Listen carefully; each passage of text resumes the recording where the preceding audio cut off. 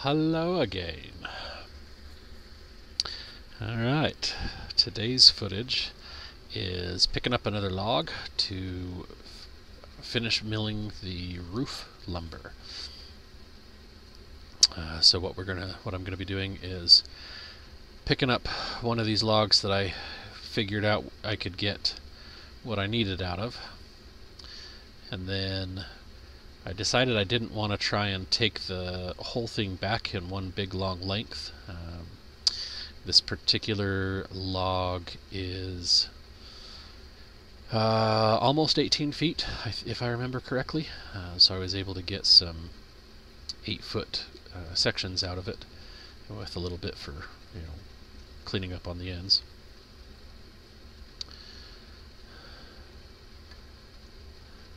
And I'm just obviously using the chainsaw to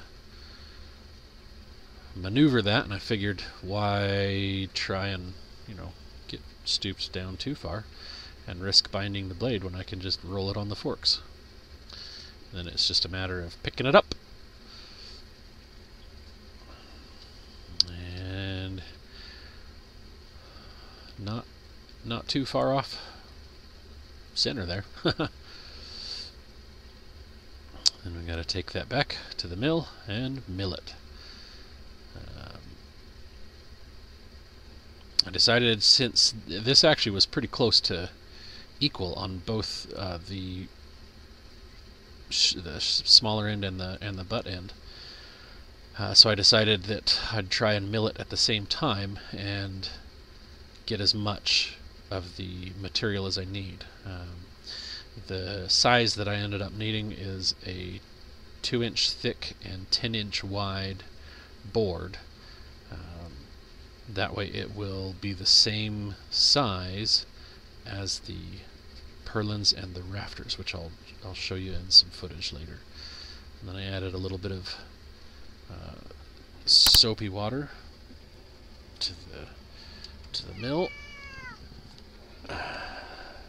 Sorry, cat's deciding that she wants to be on the keyboard. And then at this point it's just a matter of the typical mill process. Take what I can off, rotate, take what I can off, rotate, take what I can off, and then start slabbing it out to what I need. And I don't actually recall exactly how many pieces I got out of these two logs, but I did get enough to do what I needed, and then had some extra pieces left over. So that's always a bonus. And this was actually a little bit of a joke when we first bought the property. We were talking with some friends about what we would do with the forest, and to be honest, I hadn't actually considered buying a mill at that point. And one of my friends was just like, "Well, I just assumed you'd turn it into lumber." And I was like, that's a good idea. Yeah, I'll do that. And this mill has definitely been a huge blessing to have. By the time we get done with this little tiny shed, it will have pretty much paid for the mill itself, and then the next shed that I build will pay for all of the accessories from the mill, just in the amount of cost that we did not have to spend in buying lumber from the hardware store. And I get exactly what I need. I get to put it up, so I don't have to worry about it warping on me. I'm actually planning most of the logs that I have, I'll make lumber as I go, because I don't really want to let it sit around and dry out and have that risk of warping and twisting and whatnot. And that's a huge misconception that has been, I don't know if it's intentionally perpetuated by lumber stores, like hardware stores, if it's just perpetuated by the fact that our building techniques have become so accustomed to the standard building code, which was evolved to make sure that construction companies are building the bare minimum of what is required, and suppliers are thereby supplying the bare minimum of what is required. But that doesn't mean it's the best, and that seems to be the biggest challenge to overcome with this process, is the ideal of kiln dried shipped lumber. Why do I need to go to Home Depot, Lowe's, Ace, Menards, whatever other lumber yard or hardware store to buy lumber that came from 1,000 miles away, when it's growing right here? And it just never made sense to me after I put 2 seconds into thought about it.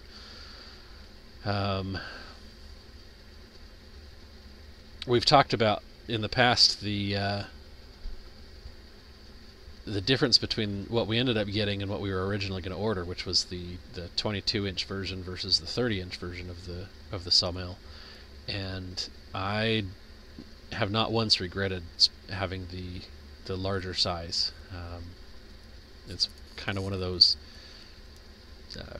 buy once, cry once type things, where that particular investment has more than paid for itself. I've already processed a couple logs that I couldn't have done on one of the smaller mills, and like this log would have been very tight to do on one of the smaller mills.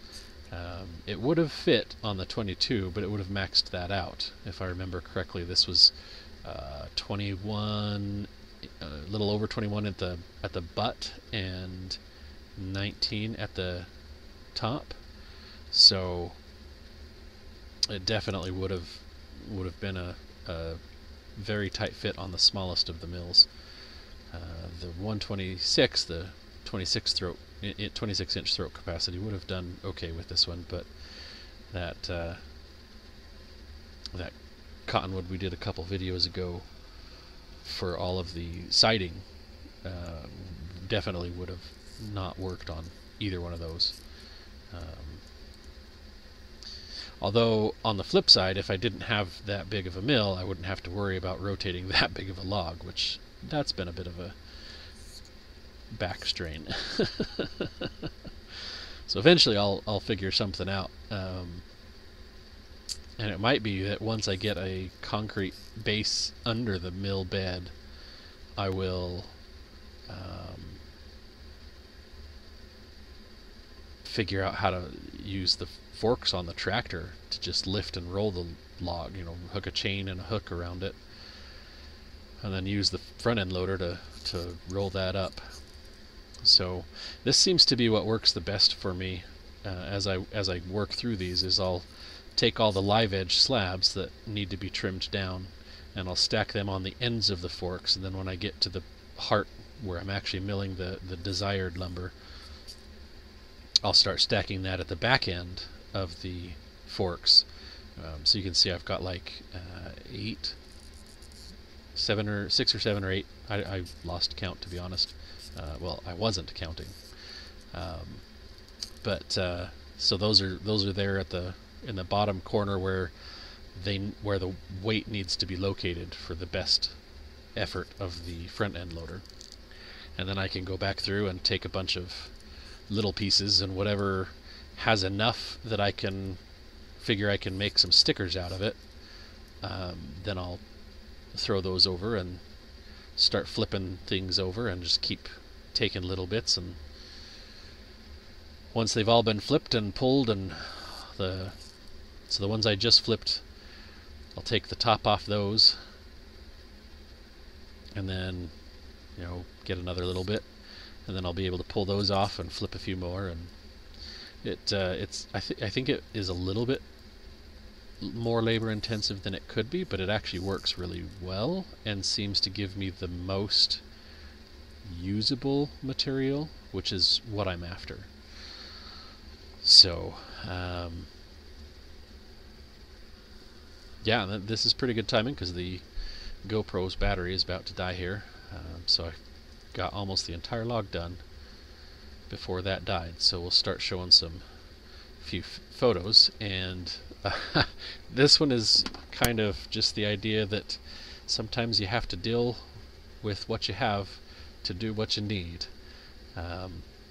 So we have a need for just some little shelves in our bathroom medicine closet. I don't know why it's taken me 4 years to build these, to be honest, or 3.5 years, I guess. But I decided, hey, I've got a bunch of scrap pieces of perfectly good lumber that I could use for something small like that, so if I'm going to put them inside the camper, I kind of need them dry. I don't have a kiln yet, and I wanted to get them dry quickly, so what I do have is a toaster oven with a convection fan. And the challenge with this particular oven is that you turn it on and it has a timer, and the timer just goes off and then it turns off. And so I would turn it on, the max you can set it is an hour, which is a little annoying. I've discovered that what I need is just a mini oven, not a toaster oven, because toaster ovens just don't seem to be built very well. This one, we bought it literally this year, and the fan is actually going out because we use the convection fan for just about everything, which is kind of sad, but oh well, it is what it is. Anyway, so I figured, well, hey, we'll just put the little pieces of lumber in there, and there's 2 shelves and 4 legs, and then every time it would go off, I would flip them around and rearrange them so the fan wasn't always blowing on one spot of like 1 or 2 boards, and that actually worked phenomenally well. I dried them for about 6 hours, 6 or 7 hours, and just kept rotating them and flipping them and turning them. Not one of them checked, not one of them split or warped even.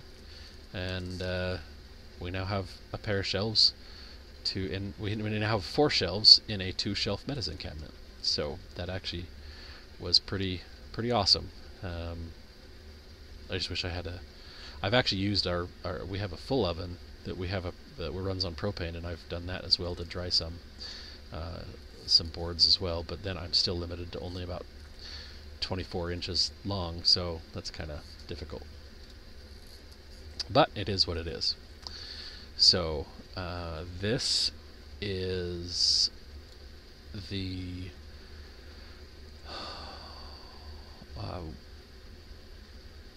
how I was putting the knee braces up.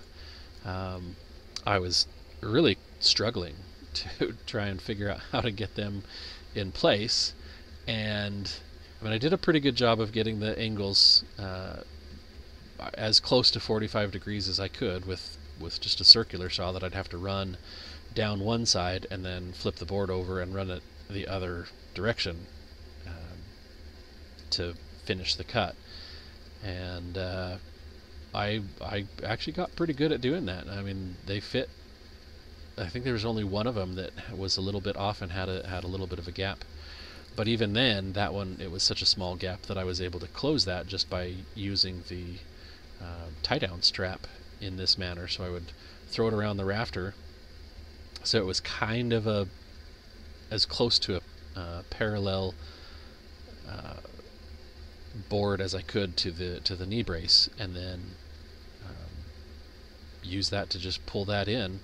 And I mean, these particular ones are rated at 500 pounds, and so that's a fair amount of force. I don't think I actually got 500 pounds worth of force pulling that in, but it got enough that it got them all snug, and I could put the screws in and then take that down and move on to the next one. It worked out quite slick.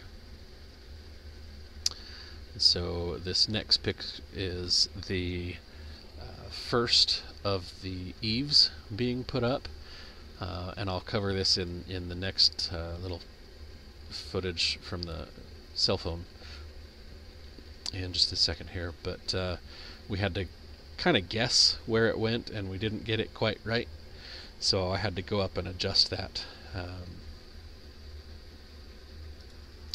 And here's a shot of the finished fascia. As you can see, it's not completely straight. I am still working on the skill of doing this style of building. And while all of the this is the weird part, is the other side doesn't have this bow, and the pieces, the lumber, was all cut. I mean, it's close to exactly the same as I could. So it's kind of interesting that it was this pronounced. There is a little bit of a bow on the other side, but not this particularly pronounced. But to be honest, for what it is and what it does, it'll work just fine, and I will work on that, for the next one, and we'll see how the next building goes and see if we make improvement. That'll be what counts. There's nothing that will structurally fail about that. So here, this is the one end. This is as far as we got for tonight.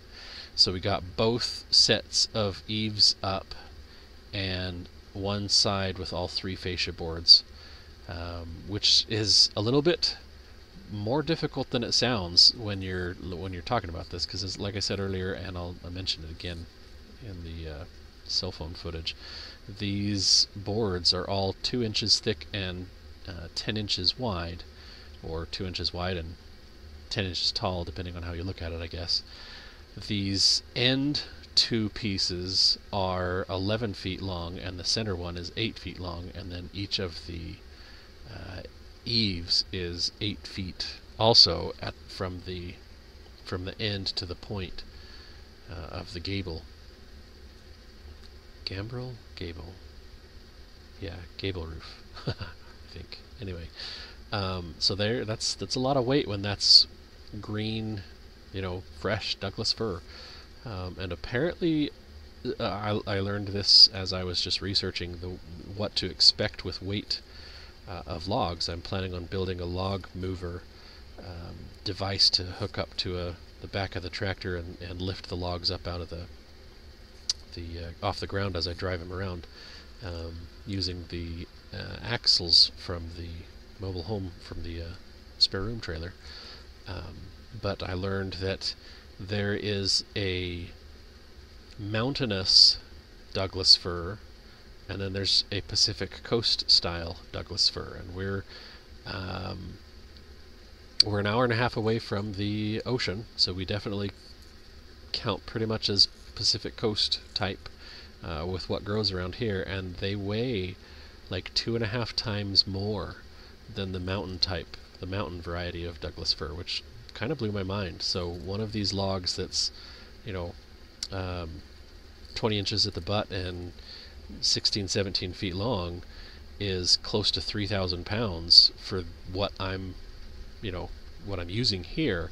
If we were up higher in the mountain, for instance, for whatever reason, I don't know if it's just the lower amount of rain, if the higher altitude, the different variety of actual tree, I don't know, but those Doug firs, that same log would weigh closer to 1,200 pounds, so that's definitely been a challenge getting some of these up here.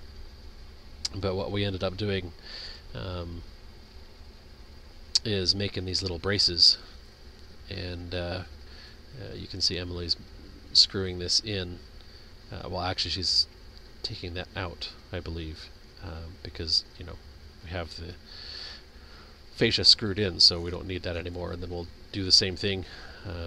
It just creates a little holder so we can get it up there and then kind of adjust it and figure out where it needs to be. But anyway, that's where we're at for these. So I will show you a little walk around of where we got during the daylight. Alright, quick tour of where we got last night. We got these eaves up. As you can see, they're not quite centered. So that's what we got to fix. We were trying to get this one up, and we had to kind of guess where it went. I figured out a decent way to do that, and I'll show you when I fix that. But we got the fascia boards up, which they're kind of acting as an end purlin. So they're actually sticking up. Here, we'll come down to the end and show you this.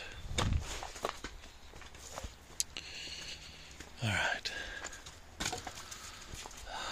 So the eaves are in line with the top of the purlins, and then these fascia boards are actually they're all cut to the same size as the rafter and the purlin combined, which worked out to be exactly 10 inches.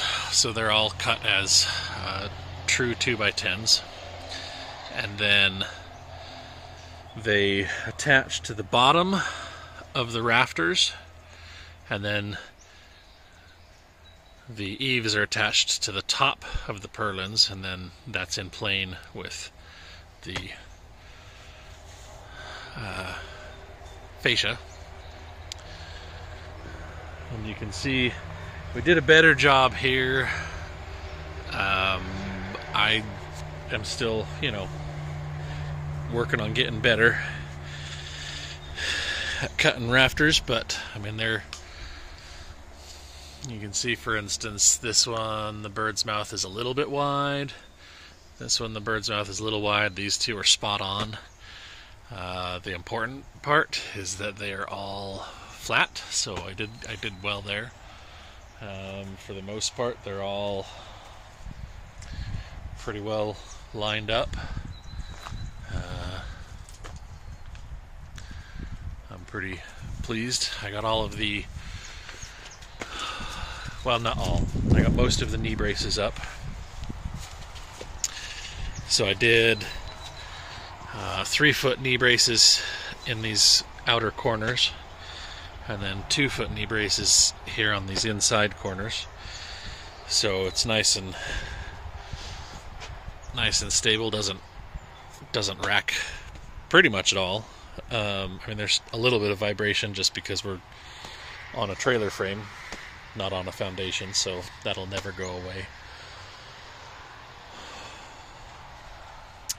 I am going to put another knee brace here and here, but I can do that after it stops, after we get the roof on. That's the primary goal for today. Is we got to fix the eaves and shift them both to the left so they close the gap here, and then we'll line up at the top.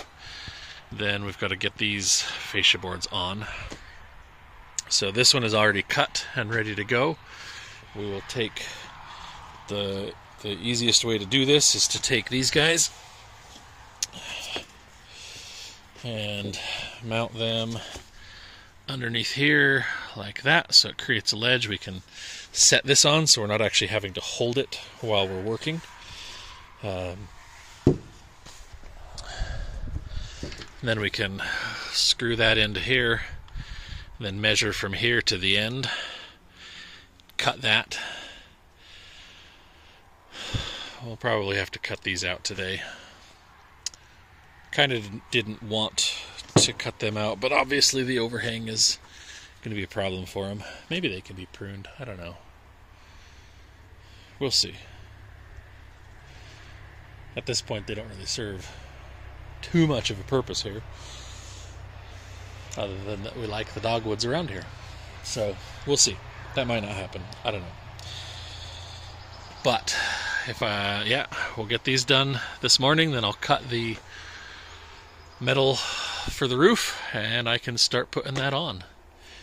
And then we will, I got sap on my hand. Pitch.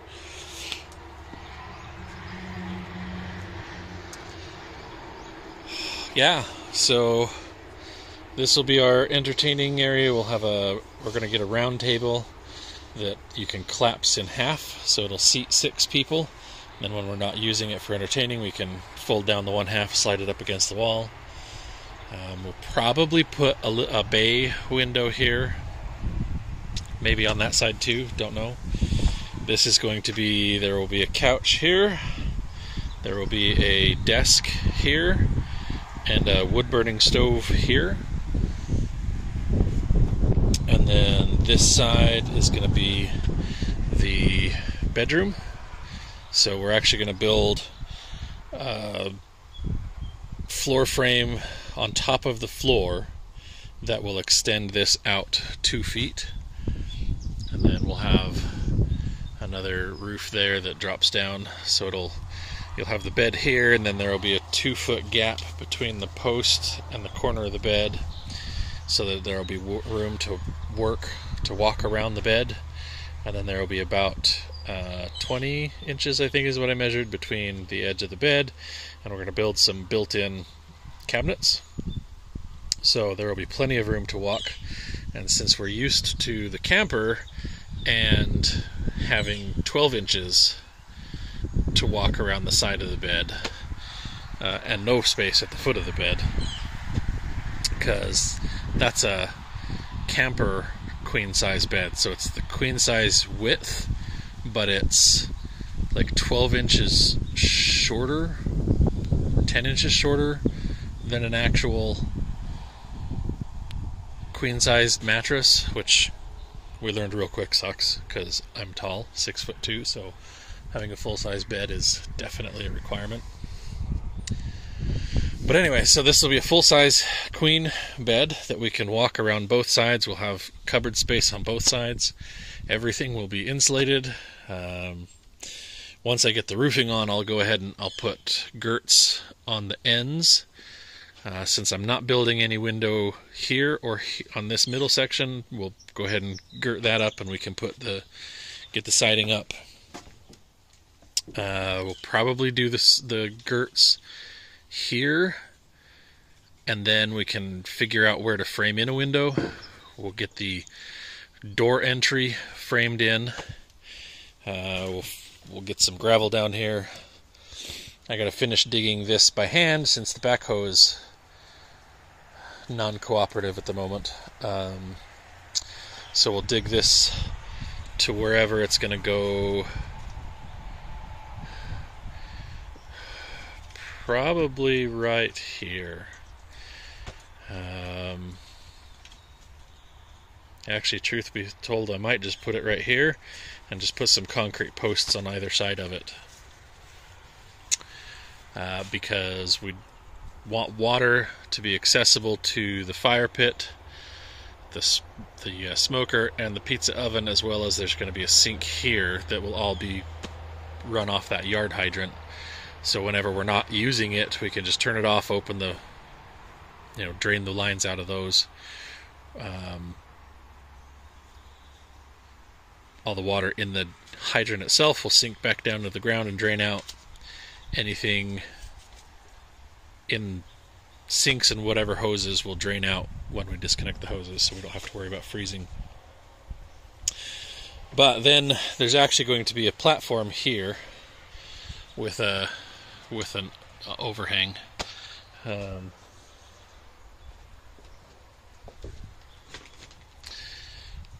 get that into view, actually. Okay, so there will be a door here. We were talking about that last night, and it'll actually be just a single door, because that insulates easier than a French door.